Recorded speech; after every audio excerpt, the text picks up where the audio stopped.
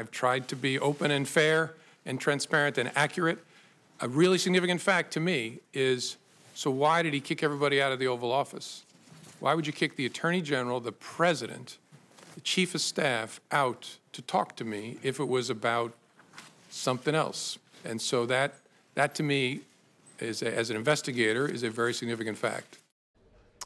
James Comey appearing before the Senate Intelligence Committee this morning in this long-awaited testimony.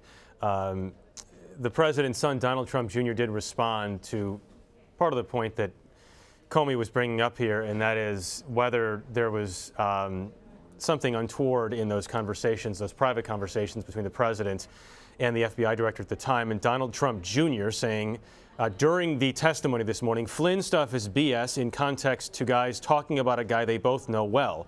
I hope nothing happens, but you have to do your job. Very far from any kind of coercion or influence, and certainly not obstruction. Knowing my father for 39 years, when he orders or tells you to do something, there is no ambiguity. You will know exactly what he means. Leslie? It's his son. I mean, what else are you going to say? You know, somebody had to take the gloves off and punch back, and while they're holding the, the phone hostage somewhere, and it's in a bunker. But are you surprised we didn't hear? There was no tweeting the night during is young. The night is young. It's you never know. This has happened before. But the attorney, Mark Kasowitz got to him at least in saying don't say anything during the testimony itself. Well, that's what all Republicans want, and we're very hopeful. We're lighting candles everywhere, but honestly, we don't really know. The day's not done yet, and we've seen this before when everybody thinks it's over. And at 9 p.m. we start seeing tweets. So we're looking for professional communications discipline, because this is such a serious matter, and it's moving through the media system. If you think about the fact that a lot of folks are in Utah right now for this Mitt Romney summit, and they're talking about the state of the party and what's moving next, looking at midterms, how's the president doing in the initial 4 months. There's a lot of talk of getting back on the agenda. So if the president can maintain the discipline today and let his surrogates go forward, I think that's fair. But you still think that's going to happen? Because every time somebody, we hope there's less of it, and then there's not. I mean, that's just not the nature of the man. Is to communicate we can be hopeful. I think we're prepared. I think people are prepared for the president to directly respond to this either way. But there was a lot of damaging information coming out of the Comey hearing. You can't deny when he said the president lied. He said that he felt it was a directive for him to take action. That was really what he's insinuating and very clear about. So they're going to have to, meaning the oversight committees are going to have to unpack that and take a legitimate action on that. He did say, the former director did say, Zerlina, he did say that the president was not under investigation himself. Personally. Personally. And that's what the president was exercised about. He wanted that information out there. The director didn't do it, and he said it was because it would, it might create this duty to correct if circumstances change.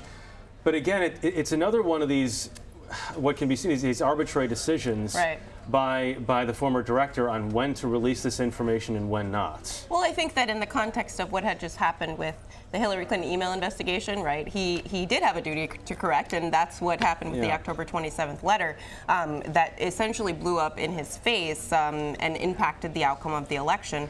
So I think that he was just trying to be more careful in this context. But that was actually a line that stood out to me in his prepared written statement that was released yesterday, was the parenthetical that right now, the president is not under investigation personally, but his behavior since the firing of James Comey, or leading up to the firing of James Comey, and then subsequently the rationale that was put out by the White House, I think could raise some legal questions that Robert Mueller is looking at.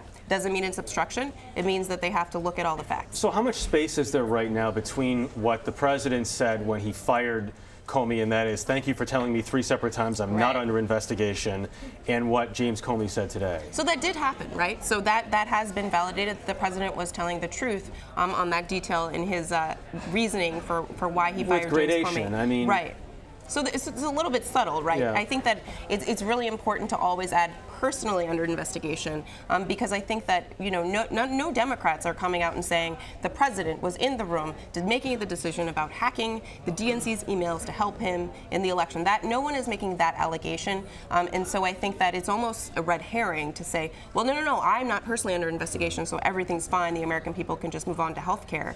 I think that what we're talking about is the associates, the satellite associates, as Trump put it, who were talking to the Russians, and the White House continued to lie about those interactions until that they were reported out by the Washington Post and the New York Times, and they were forced to correct the record and say, yes, well, we had the meeting, but we didn't talk about anything relevant. Oh, wait, well, we had the meeting, but we talked about sanctions.